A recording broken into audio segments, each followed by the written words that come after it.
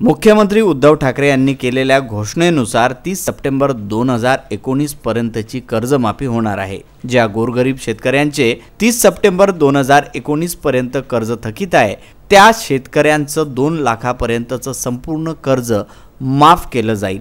शनिवारी महात्मा ज्योतिबा फुले शेतकरी कर्जमुक्ती योजनेची घोषणा केली आहे। ही योजना मार्च 2020 पासून लागू होईल।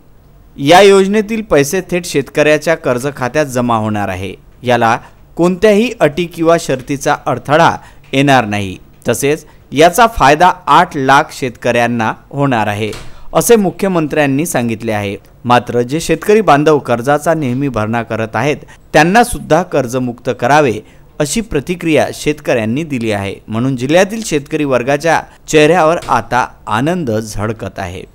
मी मुलचंद ईश्वरकर, राहणार खैरी, पोस्ट बेटाळा, तालुका, जिल्हा भंडारा।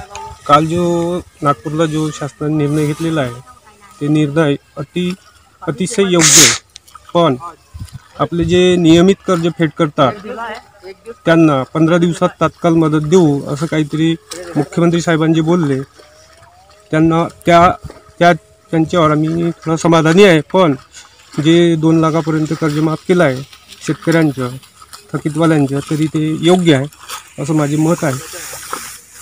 आघाडी सरकारचा त्या आघाडी सरकारने एवढं चांगला निर्णय घेतला की जेव्हा वोटिंग होती त्या पिरियडमध्ये सगळ्यांनी अजेंड्यात विषय ठेवलं होतं की शेतकऱ्यांना कर्जमाफी व्हायला पाहिजे, परंतु सर्वसामान्य शेतकऱ्यांना चांगला लाभ मिळाला।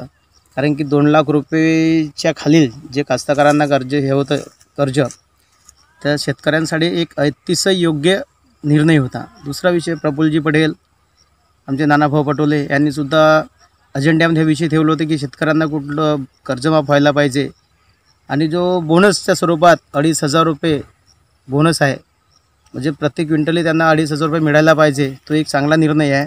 अशा पद्धतीने ह्या सरकारने आघाडी सरकारने चांगला निर्णय घेतला आहे। सरकारचं आम्ही स्वागत करतो। परंतु जे कंटिन्यू कर्जदार कर्ज भरत होते त्यांच्यासाठी सुद्धा एक चांगला पर्याय शासनाने घ्यावा असं सुद्धा आम जनतेतून आणि मी कास्तकार यांना त्यांनी एवढीच माझी विनंती आहे। विदर्भ न्यूज, प्रवीण भोंडे, भंडारा।